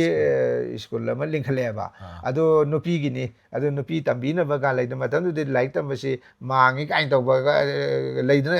ꯕ꯭ꯔꯤꯇꯤꯁꯀꯤ ꯃꯔꯣꯟ ꯇꯝꯕ ꯌꯥꯝꯅ ꯑꯩꯈꯣꯏ ꯃꯥꯡꯉꯤ ꯁꯦꯡꯉꯤ ꯁꯨꯝ ꯇꯧꯔꯛꯄꯗꯒꯤ ꯆꯤꯡꯃꯤ ꯇꯝꯃꯤ ꯀꯥꯏꯅꯈꯤꯕꯅꯤꯅ ꯋꯥꯏꯕꯣ ꯃꯥꯡꯉꯤ ꯁꯦꯡꯉꯤꯗꯒꯤ ꯑꯗꯨꯃꯥꯏꯅ ꯇꯧꯅ ꯍꯧꯖꯤꯛꯀꯤ ꯄꯦꯇ꯭ꯔꯤꯒꯨ ꯁꯥꯍꯦꯕꯁꯤꯅ ꯍꯥꯟꯅ ꯏꯝꯐꯥꯜꯗ ꯁꯟꯗꯣꯛꯀꯦ ꯇꯧꯕꯗ ꯒꯧꯔ ꯙꯔꯃꯗ ꯂꯣꯏ ꯂꯨꯞꯇꯅ ꯍꯤꯟꯗꯨ ꯙꯔꯃꯗ ꯂꯣꯏ ꯂꯨꯞ ꯂꯩꯔꯝꯕꯗꯒꯤ ꯏꯌꯥ ꯌꯥꯗꯕꯗꯒꯤ ꯃꯁꯤ ꯀꯥꯟꯅꯔꯔꯣꯏꯅ ꯃꯥꯅ ꯃꯤꯇꯩꯅ ꯏꯟꯊꯣꯛꯄ ꯃꯥꯡꯉꯦꯅ ꯏꯟꯊꯣꯛꯄ ꯑꯩꯈꯣꯏꯒꯤ ꯐꯌꯦꯡꯗꯒꯤ ꯑꯉꯣꯝ ꯄꯨꯔꯨꯝ ꯍꯥꯏꯁꯦ ꯑꯉꯣꯝ ꯊꯝꯕꯧꯒꯤ ꯃꯆꯥꯅꯨꯄꯥꯁꯦ ꯃꯣꯏꯗꯤ ꯐꯌꯦꯡꯁꯤꯗꯤ ꯑꯩꯈꯣꯏꯅ ꯌꯨ ꯁꯨꯡꯕꯅꯤ ꯑꯣꯛ ꯂꯣꯏꯕꯅꯦꯅ ꯃꯥꯡꯉꯦ ꯏꯟꯊꯣꯛꯄ ꯐꯌꯦꯡꯒꯨꯝꯕ ꯑꯟꯗ꯭ꯔꯣꯒꯨꯝꯕꯁꯦ ꯑꯗꯨ ꯃꯣꯏꯗꯨꯗꯒꯤ ꯃꯥꯅ ꯄꯤꯛꯑꯞ ꯇꯧꯔꯒ ꯍꯧꯖꯤꯛꯀꯤ ꯑꯉꯥꯡꯁꯦ ꯄꯨꯔꯨꯝꯁꯦ ꯑꯉꯣꯝ ꯄꯨꯔꯨꯝꯁꯦ ꯃꯥꯅ ꯄꯤꯛꯑꯞ ꯇꯧꯔꯒ ꯃꯥꯅ ꯑꯃꯦꯔꯤꯀꯥꯗ ꯊꯥꯔꯒ ꯍꯥꯟꯅ ꯃꯥꯅ ꯀꯩꯅꯣꯗ ꯁꯟꯗꯣꯛꯀꯦꯅ ꯎꯈ꯭ꯔꯨꯜ ꯆꯠꯂꯨꯕ ꯑꯗꯩ ꯌꯥꯔꯛꯇꯕ ꯑꯩꯈꯣꯏꯗꯤ ꯃꯤꯇꯩꯒ ꯑꯩꯈꯣꯏꯒꯗꯤ ꯏꯆꯤꯜ ꯏꯅꯥꯎꯅꯤ ꯃꯣꯏ ꯆꯠꯄ ꯙꯔꯃꯗꯨꯗ ꯑꯩꯈꯣꯏ ꯆꯠꯀꯗꯧꯔꯤꯕꯅꯤ ꯅꯣꯏꯒꯤ ꯅꯋꯥ ꯂꯧꯗꯦꯅ ꯌꯥꯕꯤꯔꯛꯇ ꯃꯔꯣꯟꯁꯨ ꯈꯪꯕꯣꯏ ꯈꯪꯗꯕꯣꯏ ꯑꯗꯩ ꯇꯧꯗꯒꯤ ꯇꯥꯟ ꯊꯤꯟꯒꯦꯕꯨ ꯇꯧꯅꯩ ꯍꯥꯏꯅꯩ ꯆꯨꯝꯕ ꯂꯥꯟꯕꯗꯤ ꯈꯪꯗꯦ ꯑꯗꯣ ꯑꯔꯣꯏꯕꯗꯗꯤ ꯃꯥꯅ ꯃꯔꯣꯟ ꯃꯔꯤ ꯈꯪꯕ ꯍꯧꯖꯤꯛꯀꯤꯁꯦ ꯑꯉꯣꯝ ꯄꯨꯔꯨꯝꯁꯦ ꯄꯤꯛꯑꯞ ꯇꯧꯔꯒ ꯃꯥꯅ ꯕꯦꯞꯇꯥꯏꯁ ꯇꯧꯔꯒ ꯃꯥꯅ ꯀꯩꯅꯣꯗ ꯑꯃꯦꯔꯤꯀꯥ ꯊꯥꯅ ꯂꯣꯏꯅ ꯇ꯭ꯔꯦꯅꯤꯡ ꯄꯤꯔ ꯃꯥꯏ ꯃꯔꯣꯟ ꯃꯔꯤꯗꯣ ꯐꯥꯎꯅꯔꯦ ꯏꯪꯂꯤꯁꯇꯨ ꯈꯪꯉꯦ ꯍꯤꯟꯗꯤꯁꯨ ꯈꯪꯉꯦ ꯂꯣꯏ ꯈꯪꯉꯦ ꯑꯗꯣ ꯃꯩꯇꯩꯔꯣꯟꯁꯨ ꯈꯪꯉꯦ ꯑꯗꯩ ꯃꯩꯇꯩꯔꯣꯟꯗꯤ ꯂꯣꯏꯅꯃꯛ ꯈꯪꯕꯅꯦ ꯐꯥꯎꯅ ꯂꯣꯟꯁꯨ ꯑꯣꯏꯔꯤꯕꯅꯤꯅꯀꯣ ꯑꯗꯨꯃꯥꯏꯅ ꯇꯧꯅ ꯃꯥꯒꯤ ꯃꯇꯦꯡꯅ ꯎꯈ꯭ꯔꯨꯜꯁꯤꯗ ꯁꯟꯗꯣꯛꯈꯤꯕꯅ ꯍꯧꯖꯤꯛ ꯐꯥꯎꯗ ꯃꯥ ꯁꯟꯗꯣꯛꯈꯤꯕꯒꯤ ꯀꯩꯅꯣꯗ ꯑꯩꯈꯣꯏꯒꯤ ꯄꯦꯇ꯭ꯔꯤꯒꯨ ꯀꯣꯂꯦꯖ ꯀꯥꯏꯅ ꯂꯩꯔꯤꯗꯅ ꯃꯥꯏ ꯃꯃꯤꯡꯗ ꯂꯤꯡꯈꯠꯇꯅ ꯑꯁꯨꯃꯥꯏꯅ ꯇꯧꯅ ꯇꯧꯈꯤꯕꯅꯤ ꯑꯗꯨꯒ ꯑꯃꯨꯛ ꯃꯣꯏꯅ ꯑꯃꯨꯛ ꯆꯥꯁꯥꯠ ꯍꯥꯏꯁꯤꯗ ꯑꯃꯨꯛ ꯀꯨꯀꯤ ꯀꯥꯡꯕꯨꯗ ꯑꯃꯨꯛ ꯅꯪꯒꯤ ꯀꯩꯅꯣ ꯀꯥꯡꯕꯨꯁꯤꯅꯀோ ꯑꯩꯈꯣꯏꯒꯤ ꯇꯥꯡꯈꯨꯜ ꯀꯥꯡꯕꯨꯁꯤꯅ ꯑꯃꯨꯛ ꯁꯟꯗꯣꯛꯎꯕꯅꯦꯕ ꯆꯥꯁꯥꯠꯁꯤꯗꯤ ꯀꯨꯀꯤ ꯈꯔ ꯂꯩꯌꯦꯕ ꯆꯥꯁꯥꯠ ꯍꯥꯏꯁꯦ ꯑꯗꯨꯃꯥꯏꯅ ꯇꯧꯅ ꯀꯨꯀꯤꯁꯤꯁꯨ ꯑꯗꯨꯝ ꯃꯇꯝꯗꯨꯗꯒꯤ ꯈꯔ ꯂꯩꯔꯛꯑꯦ ꯑꯗꯨꯅ ꯑꯩꯅ ꯀꯨꯀꯤ ꯈꯪꯗꯦ ꯑꯃ ꯈꯪꯗꯦ ꯀꯨꯏꯔꯁꯨ ꯀꯣꯟꯅ ꯂꯥꯛꯄ ꯍꯥꯟꯅ ꯂꯥꯛꯄ ꯑꯣꯜ ꯀꯨꯀꯤ ꯅ꯭ꯌꯨ ꯑꯗꯨꯅ ꯃꯈꯜ ꯑꯃꯅꯤ ꯑꯗꯣ ꯀꯨꯀꯤꯁꯤꯁꯨ ꯄꯦꯇ꯭ꯔꯤꯒꯨ ꯁꯥꯍꯦꯕ ꯃꯇꯝ ꯃꯃꯥꯡꯗꯨꯗ ꯆꯥꯁꯥꯠꯇ ꯂꯩꯔꯦꯕꯀꯣ ꯃꯣꯏꯅ ꯈ꯭ꯔꯤꯁꯇꯥꯟꯗꯅ ꯑꯗꯩꯗꯤ ꯀꯨꯀꯤ ꯄꯨꯝꯅꯃꯛꯁꯦ ꯇꯞꯅ ꯇꯞꯅ ꯈ꯭ꯔꯤꯁꯇꯥꯟ ꯑꯣꯏꯈꯤꯕ ꯑꯗꯒꯤ ꯆꯤꯡꯃꯤꯁꯤꯡꯁꯨ ꯑꯩꯈꯣꯏꯒꯤ ꯀꯕꯨꯏ ꯈꯪꯗꯦ ꯑꯃ ꯈꯪꯗꯦ ꯂꯣꯏ ꯑꯣꯏꯈꯤꯕ ꯑꯗꯨꯒ ꯇꯝꯄꯥꯛꯇ ꯂꯩꯍꯧꯕ ꯀꯕꯨꯏꯁꯤꯡꯁꯤꯗꯤ ꯑꯣꯟꯗꯕꯀꯣ ꯍꯧꯖꯤꯛꯇ ꯈꯔ ꯑꯣꯟꯊꯣꯛ ꯑꯣꯟꯁꯤꯟ ꯍꯧꯖꯤꯛꯁꯨ ꯑꯣꯟꯗꯕ ꯃꯌꯥꯝ ꯂꯩꯔꯤ ꯍꯧꯖꯤꯛꯇꯤ ꯍꯥꯟꯅꯒꯤ ꯀꯆꯤꯟ ꯀꯔꯥꯏꯕꯨ ꯍꯥꯏꯔꯁꯨ ꯑꯗꯒꯤ ꯑꯩꯈꯣꯏꯒꯤ ꯇꯤꯡꯀꯥꯎ ꯔꯪꯒꯥꯎꯒ ꯍꯥꯏꯔꯁꯨ ꯃꯣꯏꯒꯤꯁꯨ ꯇꯦꯡꯕꯥ ꯑꯃ ꯃꯄꯨꯒ ꯍꯥꯏꯒꯨꯝꯖꯥꯠꯅꯤ ꯑꯩꯈꯣꯏꯒꯤ ꯀꯥꯆꯤꯟ ꯀꯔꯥꯏꯁꯨ ꯑꯩꯈꯣꯏꯒꯤ ꯀꯩꯅꯣꯒꯨꯝꯖꯥꯠꯅꯤ ꯑꯩꯈꯣꯏ ꯂꯥꯏꯟꯊꯧꯅꯦꯕ ꯆꯞ ꯃꯥꯟꯅꯩ ꯀꯥꯆꯤꯟꯗ ꯂꯥꯜꯂꯤꯗꯣ ꯀꯕꯨꯏꯁꯤꯡꯅ ꯑꯩꯈꯣꯏꯁꯨ ꯀꯕꯨꯏ ꯈꯨꯜ ꯂꯩꯕꯅꯤꯅ ꯈꯪꯉꯦꯕ ꯑꯩꯈꯣꯏ ꯇꯤꯟꯅꯔꯛꯏꯁꯦ ꯏꯃꯥꯟꯅꯕ ꯀꯣꯛꯊꯣꯛ ꯑꯃ ꯂꯩꯌꯦꯕ ꯀꯥꯆꯤꯟ ꯀꯔꯥꯏꯒ ꯍꯥꯏꯔꯤꯕ ꯑꯗꯒꯤ ꯑꯩꯈꯣꯏꯒꯤ ꯇꯤꯡꯀꯥꯎ ꯔꯪꯒꯥꯎ ꯍꯥꯏꯁꯦ ꯇꯤꯡꯀꯥꯎ ꯍꯥꯏꯁꯦ ꯑꯇꯤꯡꯄꯣꯛ ꯍꯥꯏꯒꯨꯝꯖꯥꯠꯅꯤ ꯇꯦꯡꯕꯥ ꯃꯄꯨ ꯁꯨꯝ ꯇꯧꯗꯅ ꯑꯩꯈꯣꯏꯒꯤ ꯃꯣꯏꯒ ꯃꯥꯟꯅꯕ ꯃꯌꯥꯝꯗꯣ ꯁꯂꯥꯏ 7 ꯂꯩꯕꯅꯤ ꯃꯣꯏꯁꯨ ꯁꯂꯥꯏ ꯃꯁꯦꯟ ꯂꯧꯅꯕ ꯌꯥꯗꯦ ꯃꯣꯏꯁꯨ ꯆꯞ ꯃꯥꯟꯅꯩ ꯑꯩꯈꯣꯏꯒ ꯂꯧꯅꯗꯕꯅꯤ ꯑꯗꯨꯒ ꯀꯨꯀꯤꯁꯤꯡꯁꯤꯗꯤ ꯁꯂꯥꯏ ꯈꯔ ꯑꯗꯨꯃꯥꯏꯅ 7 ꯂꯩꯇꯦ 2-3ꯗꯤ ꯂꯩ ꯃꯣꯏꯁꯨ ꯑꯗꯨꯒ ꯃꯣꯏꯒꯤꯅ ꯈꯤꯇꯪ ꯃꯥꯟꯅꯗꯕ ꯈꯔ ꯂꯩ ꯑꯗꯨꯒ ꯃꯣꯏꯁꯤ ꯌꯥꯝ ꯃꯥꯏꯒ꯭ꯔꯦꯇꯔꯤ ꯑꯣꯏ ꯑꯩꯈꯣꯏ ꯏꯄꯥ ꯏꯄꯨꯅꯕ ꯃꯣꯏꯁꯤꯕꯨ ꯑꯩꯈꯣꯏꯅ ꯑꯌꯥꯝꯕꯅ ꯊꯥꯗꯧꯁꯤꯡꯅꯤ ꯍꯥꯏ ꯍꯧꯖꯤꯛꯀꯤ ꯑꯍꯜ ꯂꯃꯟ ꯍꯥꯏꯕ ꯊꯥꯗꯧ ꯀꯥꯡꯕꯨꯁꯦ ꯃꯁꯤ ꯈꯨꯟꯁꯦ ꯍꯣꯡ ꯂꯩꯌꯦꯅ ꯈꯨꯟꯁꯦ ꯆꯥꯏ ꯂꯩꯌꯦꯅ ꯈꯨꯟꯖꯥꯏ ꯑꯗꯣ ꯂꯥꯏꯔꯤꯛ ꯈꯔꯗꯅ ꯍꯣꯡꯖꯥꯏ ꯍꯥꯏ นงายไปยังก็หัวคุณหัวงงเลยไม่ใช่ครับไมเกเรตัวนี้คุยกันมีแต่สุขครับหัวคุณจะหงกันไปเลยนะก็ไม่ใช่ท้ายนะหัวเรียกประเดี๋ยวเดียพระบรมสวายตะกี้หัวเรียกก็สมัยตกใจนี่ก็คงใจกังบุษย์คนนี้คงใจกูนะกูคิดไงทุกคนหลักไว้วันนี้แต่มวยมันต้องเดถ้าดูเสียเนี่ยมันก็ไอ้กรุ๊ปยามีเสียมวยเนี่ยคนนี้คงใจให้เสียอาจจะไอ้น่ะเลคเชอร์ปีมาตั้งแต่มวยกูคีให้หนึ่งบักกังบุญดีขนาดนุ่งไอเต้มวยเจริญกันตัวไอ้คนนั้นปวดตัวนั้นว่าจะน่าไว้ชีสพยาก็ห้ามมาตกคิดได้นะจึงมีแต่มีเช่นเราเนี่ยนะหลายที่ก็พงเนี่ยไม่ยามเย็นแล้วก็ไอ้เนี่ยส่งงานไปสิท่ามวยกูคีกังบุญน่ะส่งตาเป็นนุ่งไอแต่ว่าไอ้คนนั้นก็เจแล้วก็ว่าจะเจริญกันจะป่าบิวกันตัวไอ้ป่ามวยดูดิยามน่ะน่าเตะจัดไปยามมาตัวไอ้หลายแต่ชัวไอ้น่ะให้เจอกันมาดามที่มีแต่สินะมวยมาชิมนาวเนี่ยไม่พูดแล้วก็ทงอินนะแต่คุยฟุตบอลล่ะแต่ตากินมีแต่อยู่ที่มวยอะดูมาให้อะดูหอยอะไรอะคุยกี่สินาวหรือว่ากับวีดูที่มวยเนี่ยมีตัวเนี่ยมีโลนกันนะมีแต่สินะมีเลนกัน mythological กันน้องที่ย่อยเนี่ยย่อมวยเจริญกันมีตัวไอ้เนี่ยน้อยเช่ขนาดบอกที่ฮับเก็ดูยานี่ว่าจะให้นะไอ้หลายแต่สุขภาพฮับกินเนี่ยแต่ไม่ต้องนะดูมวยดูที่ยาเรียบมาดามที่กับวีดูที่สินาวดูนะมวยกี่ที่มีตัวเนี่ยให้เลยมาดูใครกินนู่นไอ้ขังเงี้ยมาดูสุมาดามที่มวยเช่บริติชนะก็ไม่ต้องเก็บว่าด้าคุยกี่อาสามด้าใครโน้ตจริงๆดังกี้นาการเล่นกี้ลาลหูบสิยำเลยบ่ใครบริติชยำลานตัวบ่สิมาสิคุกกี้ก็เถียงกันนั่นเลยบ่มวยสิมวยกี้จุงโกยสิจิเนี่ยบ่ก็อาสามนั่นแต่กี้ลาดิไอ้สิได้ริพาใครยำตัวกี้บ่นี่ดูบาดูกี้หิงชาบตัวปวดก็มวยเนี่ยสิได้บริติชเปโรแต่มวย political agents make sure ห้อยกะดีห้อยกะนาด้วยมาตั้งแต่ปวดก็มวยสิตามิงลงสิที่เขาลานหูสิเขาเล่บ่เจลไก่หน่อยกี้จัดตัวนั่งห้อยกะดีมาสิถึงนั้นนะไปนะชมตาหลักปะตุดาปวดก็เต็กสปีดนะhouse tax ก็ปีดนะทำปะตุดามีกี้ตามิงลงกี้ใช้แต่มวยลำคบเชลลูบตะกี้ขันอะไรกันนะกวีกังบุกหันอะไรที่เรียงไม่กังบุกจะสุราษฎร์บุรีเลยนี่มวยตันทอร์อิมนี่มวยก็สมมวยสิลำยังกระรามเนี่ยบ่กูคิดสิ่งเดียวน้องไม่เลี้ยตัวมวยสิยำไปเองมาทำที่บรมหารมได้เขาเป็นน้องไม่สุดที่ว่าคุยช่วยทางตาวันตัวเองบอกมวยสิน้องไม่ก็ได้สิ่งนั้นไม่ใช่ทางที่มาฟังพวกหักแต่กี้บรมหารมได้เขาเป็นนี่นะก็คุยกี่อาราการโยมากี่ช่วงที่เขาชินสเตทก็ให้เสียคุยกี่ไปเตะเด็กกางเตะนุ่งเดชมมวยเด็กเขามีนะว่าคุยลูกชายกังฟูสิ่งเดียชมเด็กมวยที่น้องไม่ก็สิ่งนั้นหรอกป่ะมวยสินะปัญญาก็ต้องทำกี่ประเดี๋ยวดูไม่ว่าดีก็ยามมันต้องได้ยามในหินหน่วยก็ยามเลยก็ได้ก็มาดูโคตรอุดรก็สู้ไอ้น่ะให้ยังไงดีคุยเช่ชักมานะบ้าดูตัวก็ต้องมวยนะครับคุณหงนะคนใจคุยคุณใจให้จีนี่ใจเลยนะคงใจอยู่ให้จีนี่เลยก็ฉันเรียนพิเศษใช่นะคุยกินอะไรก็มันเลยแบบนี้ดูดิว่าจะดูเนี่ยอีกดูมันจะเอาอีกนะอีกดูมวยเช่คุณยิ่งหน่วยดูเขาเลยก็หงเลยนะหงใจกูเนี่ยนะให้ดีป่ะแต่ว่าคุยอันจริงนะคุยแต่ตักพี่ดำแบบดีคุณใจเลยนะหงใจให้ดูว่าอันนี้ดูอามานี่ก็หงไปตุ้มเดียตุ้มยาวดีเด้อนะก็ಅದು ಫೈಲ್ ದಿ ಐನ ಒಲೋಯ್ ಹೈಜಬದಿ ಸಿನೆಬ ಅಖೋಯ್ನ ಇಂಡಿಯಾದ ತಿನ್ಗ್ರಕಂದ ನಫೂನಿ ಖಂಗ್ದೆ ಅಮನಿ ಖಂಗ್ದೆ ಮರ್ಜರ್ ಎಗ್ರಿಮೆಂಟ್ ತೌನ ಖೋಜಿ ತಿನ್ಗ್ರೆ ಅದು ಕಾಂದುದ ಖೋಜಿ ಸಿಂಗ್ನಿ ಮಯಾಮ್ ಜಿಜು ಸುರಾಸಾನ್ ಮಹಾರಾಜ್ ಮತಮ್ದ ಅಖೋಯ್ಸು ನೋಯ್ನ ಹಿಂದೂ ಚಲದೆ ಅಖೋಜಿ ಹಿಂದೂ ಹೋಯ್ಜಗೆ ಹೈರ ಮತಮ್ದ ಸಿಂಗ್ನಿ ಮಯಾಮ್ ಲಾಗ ಖುಲಾಕ್ಪ ಮಯಾಮ್ ಲಾಗ ಸುರಾಸಾನ್ ಮಹಾರಾಜ್ ನೋಯ್ ಬ್ರಹ್ಮಸಭಾದ ಹೈನೋ ಅದುಗ ಯಾನೆ ಬ್ರಹ್ಮಸಭಾದ ಹೈನರು ಕಾಂದದಿ ಲುಪಾ ಮರಿ ಫು ಮರಿಗೆ ಪಾಯ್ ಮರಿ ಪಿವಾಯ್ ಮತಂದದಿ ಪಾಯ್ ಅಮ್ಗಿ ಫೌ ಸಂಗ್ವಾಯ್ ಅಮನಿ ತೌರಿಮ್ನಿ ಅದೈದ ಲುಪಾ ಮರಿ ಫೋಜಿ ಲಾಕ್ ತರಾ ಕೊನ್ ಪಿವಾಯ್ ಬಗುಂಬನೆಬ ಅದುದಿ ಮೊಯ್ ಪೈಸಾದು ಲೈತ್ರಮನಿ ತೋಗ್ರೆ ಅದು ಅರೋಯ್ಬದ ಕೈನೋನ ಪೆಟ್ರಿಗು ಸಾಹೇಬ್ನ ಖುದೋಂಚಾ ಲೌರಗ ಖಿಸ್ತಾನ್ ಸಂತೋಕ್ರಿಮ್ನೆಬ ಅಕೋಯ್ ಲೈಬಕ್ ಥೀರಿಸೆ ಅಕೋಯ್ಗಿನ ತಿನ್ಸನ್ಬೈ ಸರುಕ್ಸಿಸು ಖೈದೋಕ್ಬೈ ಸರುಕ್ ಆಗೋ ಓಯ್ಲೆ ಅದಮಾಯಿ ತೌಬದಗಿ ಸಿಂಗ್ಮಿ ಮಯಾಮ್ಜಿ ತೋಕ್ರಿಮ್ನೆ ಅಖೋಯ್ಗ ಅಮತ್ತ ಓಯ್ ಯಾರಮ್ನಿನೆ ಬದ ಅಖೋಯ್ನ ಮಾಂಗಿಗ ಸೆಂಗಿಗ ಚಂದೋನ್ ಸೆಂಗಾಯ್ ಚಂದೋನ್ ಥಿಂದದಿ ಮಾಂಗೆನ ಚಂದೋನ್ ಸೆಂಗಾಯ್ ಖರ ಲೌ ಅಮ್ಮ ಖತೌ ಮಯಾಮ್ಜೆ ಅಖೋಯ್ಜಿ ಯam ವಾರಬನಿದ ಅದಮಾಯಿ ತೌದಗಿ ಮಾಂಗಿ ಸೆಂಗಿ ಅದು ಅದ ಹಾವ್ ಮಿತೆ ತೌರೆ ಫಯೇಂಗನ ಸಕಿದನ ಫಜಗ್ರಬ ಲೋನ್ ಹಾವ್ ಗಾಯ್ಸಿ ಫತ್ತಬರೋಮ್ದ ಹಾವ್ ಸನಾರೈ ಹಾವ್ ಪುಖಂ ಫಜಗ್ರಬ ಪುಖಂ ಹಾವ್ ಪುಖಂ ಹಾವ್ ಪೋಟ್ ಚಾವಸಿ ಫಜಬ ಪೋಟ್ ngata ne da akhoi na ကဲဖတ်တပါတော့စီစဉ်ရတယ်ဒီမောဟောက်တော့မလို့တော့ဆက်လက်လဲပါဟောတော့ငါကြီးကဒီဟိုင်းနေရမ်ကြောက်ဖတ်တပါဝိနေဆက်လက်လဲပါနတ်တဲ့ပါဟောက်ချနာရဲဖတ်ကြတော့ဟောက်ပုခမ်ဂိုင်ရှာအစိုးဘနေဟောက်ပို့ကကြီးရမ်ဘေးဝနေပါဖတ်ကြတော့တော့မီးနဲ့ကောက်ဟောက်နေခုမရှိနေစမိုက်တော့နော်ခွေရှိကာရန်ငါချက်တဲ့တကယ်မမယမ်ရှေရှင်မီတမီအမတနီအခွေရှိခွေရှိပို့ထားတဲ့ပနတဲ့မီတဲ့နေစီထားတဲ့ပနတဲ့မွေးနေဆုံးထားတဲ့ရှုရုံတကြီးလိုက်ကိုလိုက်တကြီး anthropologically မိုင်းလာကအခွေရှိမမိတ်မကောက်ဆမ်နာဟိုက်တာတယ်စမိုင်းနာဟောရာကယုံတကြီးမီဝလကနာဟိုမိုနီတဲ့ဝလကမီဝလကနာတော့ငါရှိပေါတာအခွေကြီးนั่นก็ไอ้โน่นนะบิเรนปานบ้าเขาจะการนอนปานเข้มจานปานไปสิบอกกี่ถักแต่บิเรนปานบอกกี่ถักเสียแต่ไอ้อิจารีเนี่ยว่าอีสิอะตัวบอกกี่ถักแต่คุยเนี่ยไหลบ้าโหก็ไม่ยามเสียมาดูขังเดตาระก็ดีอะตัวเดียามช้ำเนี่ยอีไปวันนี้ก็นั่นแต่เดียติเกนเดจิตกีวารีขัดตั้งอีระกันนะตระก็ทางการกีวารีอีตัวนะคุยมาพุ่งพารอยอะบ้าไอ้ชันเดกิติกีวารีอีระมาพุ่งพารอยตัวมาเช่พิชักตัวสมัยระก็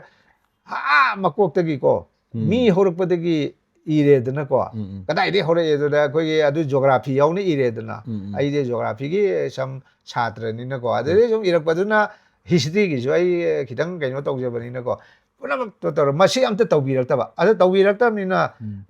ก็หุยนะของตัวกระดาษของนี่นะมวยกี่ historical society กี่ตัวเลยกี่บ้าไอ้มวยกี่ตัวการกินว่าบ้ามวยนะเขาจะพาว่า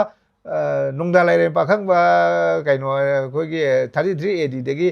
คุยอิติฮัสเอาเนี่ยใช่แต่เดี๋ยวเขาตาดีใช้ลิชิงดูอันนี้มุกมายาไฮกดราคริสต์นะพวกประเดี๋ยวลิชิงอันนี้ไฮตาเลยอันนี้ก็ไก่หน่อยเด็กกี่เขารักตากันนะกลางประเดี๋ยวเขาก็ลิชิงมังงะมุกเตลัยบ้า BC นี่ก็คราชนะพวกเด็กเด็กกี่โมมีเขารักประเดี๋ยวเขาก็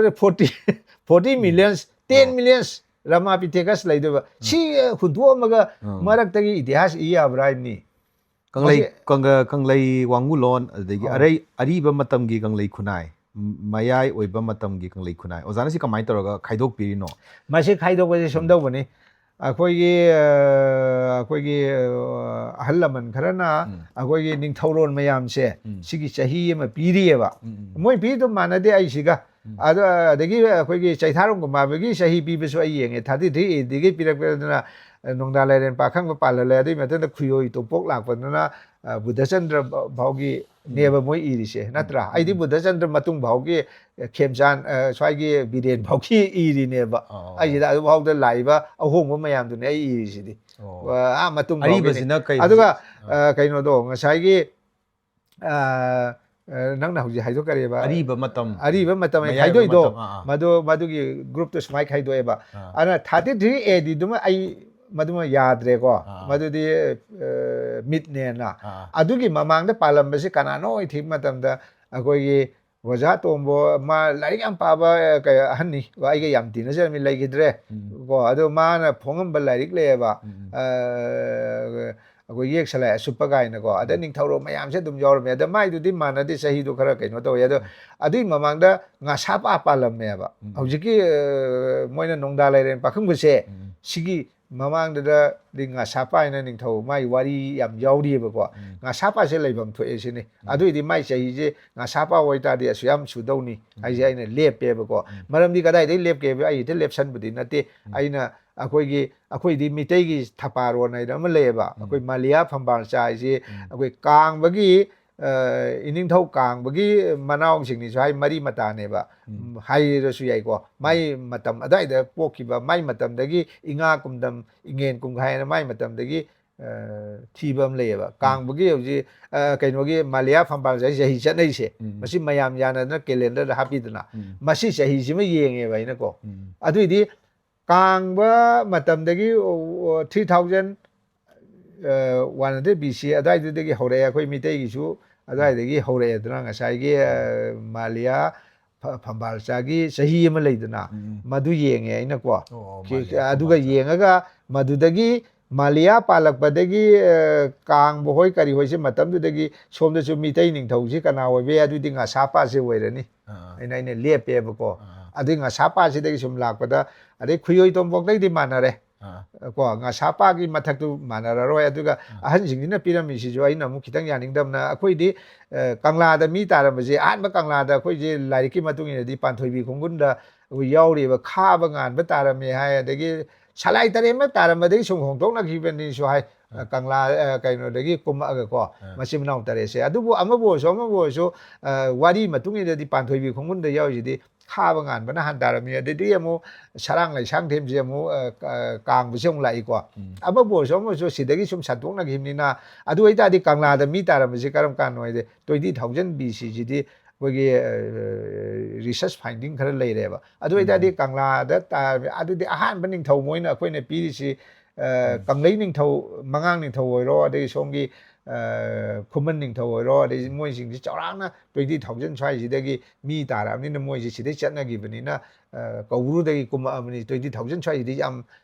matamdudadi mi shet pachaba nungi aroiba nungi jukse stone age gi loi chalak bane ba 10,000 BC swai je 20,000 swai ji di stone age loi chala bane ba new stone age changa bane low singu ba hera ba sanga yok ba hera bane ba all stone age loi ghar bane ba aduna swai pero tagi akhoi je mi gi lam ga manade akhoi di mi hoba han bani na moi lam gi stone age ga khoi ga khara khena ni akhoi new stone age ga khena ni maram de akhoi gi di mi hana ho ra ta ba ho ram ni na akhoi na hana moi de gi hai sing ba heli yot bu tho so khoi na han tam ni chapu sa re khoi na chapu ma ta sa so khoi chapu ma se phang ai si di akhoi chapu se ga dai dai sai chapu ai je kwai de gi li ram ni chapu sa ba hai ba hai re do mi te gi di ima pan thoi bi sai ho no ri ba khoi gi nura kondo lay ba khoi sida yek tane yaw ri do lay chapu ma ma si yeng ga cha gi bene na khoi di yaw chapu do a ma lay pang na cha ji na chapu ahing bai na lai ting gi season de mai ik pa hai re ade ik tane taw ra ba si na khoi oza adugi kaino gi do kangla da phangi ba archaeological finding chapu da mai ik pa ka hai re adai da di mai ik pa di kaino de mai season na ba di kaino na stone age de gi hai re kaino da Tharon na sida yaw ni Tharon da kai da lairam da mai ta nung da lairam si moi mai ti em me ba koila ga phangi do aziki haijai do aziki archaeological finding do adu su dum phangni ko dum adu ne adu loina hojik kai no da 20,000 years hen mamangi ne na adu ne adu na hojik ki kangla gi phangi ba de gi ukhul gi phangi ba ko mayam do hojik khara di akoi collection tawraga akoi gi museum da kai da ju khar thammi ko sida lo yaw ba du adu gi sida Waja Kumar hoina tawrak ba sida ayam ba yaw rabani adigi loi adu gi matang ga do yaw rabani ado moina scientific oina naina ba swai 20,000 swai no kangla da mi ta adu ne di kangla da mi ta ram ta di adu ai ning thau kwai di ari ba akoi gi salai tare gi ning thau do 20,000 adu ai di pa loi dro adu dei thirak bane ba ina adu sum thirak ba sina kang ba hau je Krishna Pokti 3000 BC ဘောစီစီဒါစီမနုံကြိုင်စီ2001ဘောမနုံရှေစီဒါအိုင်နကန်ဘောဘောစီအကိနိုဒေဟောရကမငန်းနင်းထောအလောင်းနင်းထောပွန်စီဘာဟဲရောကွာကြီးအဟတ်ဘပါလိုက်ရှေမငန်းကြီးဆိုခုမန်နင်းထောဟဲရဆိုတကယ်မွေရန်နင်းထောဟဲရဆိုစီတကယ်စုပါလကနင်းထောရောမယမမင်းစီလိုရောက်ရဲ့ပါပူရတာအဒူကြီးတို့ list တော့အဖန်ရဲ့ပါဆလိုက်တဲ့မကိနီတော့အဒူဆုံးပါထောကပါထောလာပါစေဆုံးစုကြလကnga sapa bhau la ga nga sapa ki mathang de gi di mayai ba kai no se lak de nu nge sa gi kai no se lok thok kare friction do nga sa gi nong da lai ren pakhang bu do nong da lai ren pakhang ba si de atai na te ba moina sidi minghai ne ba jumna gi no kai no tang hun charam pakhang ba je ma ne ba koi tang hun ne ba ma je mai wari yim le ba tang hun charam pakhang ba sina tang kun charam nong da lai pakhang ba ju hai sang na ko ma je tang kun charam pakhang ba ju khoi gi kai no to ba da khoi gi hauji lai harau ba da tang kun nura bi hai se ma si nong pong ning thau ga ima pan thoi bi sayo ni ga hai ri se ma si khoi ne sum mathang sa dok na ko ni atai na te ba itihas ki matung ina ma je kai no dei ukhul lagi ma si la ga ma gi mayam bam su yaw re ba purei rom ba hai se ne ba moi ni se la ga matam du da khoi manipur je ising jaw da ning thau je pan bi nam lai ta na koi kai ba koi gi hauji ke kai no do yaw ni waja ga ngomei ne ibla ite jo maru oi be de hauji ke ai nga sai gi ba koi gi ကဲနော်တော့အခုကမနီကြောင်နေပါဒီမလားတော့ကောင်းတယ်မနီကြောင်ကြီးအခုကချက်တင်ပြီးချိန်ရှာအဲ့ဒီရှင်းကြောင်ရွေးဝါဒီတို့ရောက်နေပါအဲ့ဒီနေထောက်ကူမဖြစ်မနေရကွက်စီတာမရှိမနောက်ကြီးဒီလာကမွေးစီလာက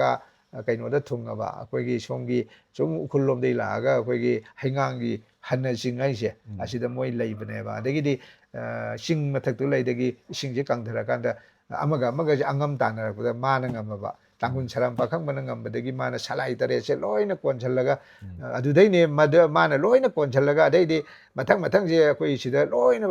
မာနဆိုင်ထုတ်ခိမယမ်ဂျခုံဂျလကမာနနင်းထော်ရမိုင်မခါတာအပွန်ဘလိုက်ရှေအဒူကတော့လောရောက်ရမနေဒူနာမိုင်မတမ်1000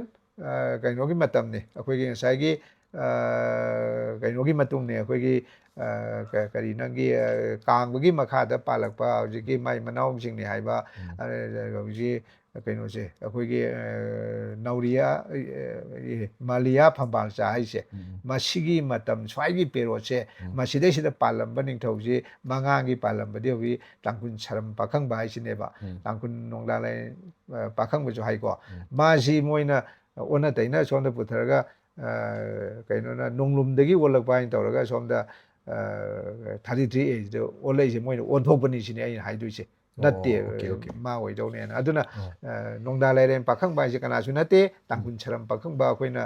လိုက်ဟရောတဲ့ရောက်တဲ့ရတဲ့တော်ရီရှေမာနီမဒုကီခုဘမ်ကယမ်လေရဒုရှိဒိုင်နကဲနိုကေ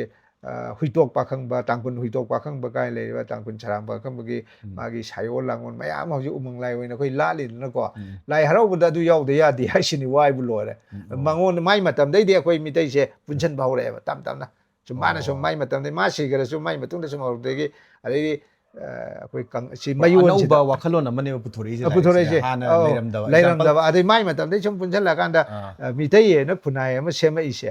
မငန်းလူဝမ်ခုမမယအဟမတဲ့မိတဲ့ရှေကဲနော်မငန်းကန်ဘူးတော့ဝိနေရှုံလောရမ်ဘဒဂီကောပုနမခရှေမိတဲ့ဝိနေပွန်ချလာအိရှေမိုင်မတမ်တဲ့ကပုလကကမန်နိုဘကပီတယ်အင်ဖာလိုအိရှေမိုင်မတမ်တဲ့ဘာသာမယိုင်ဝေဘမတကန်လေမတမ်ကြီးကန်လေခနိုင်စီကရမ်ဘာနထောအဲ့ဒါနဲ့ရှင်းနေငဆိုင်ကြီးအဒီပဲရှင်းနေငဆိုင်ကြီးရှုံမမယကဲနော်ရှင်းလိုက်ကြတယ်နာကိုကြီး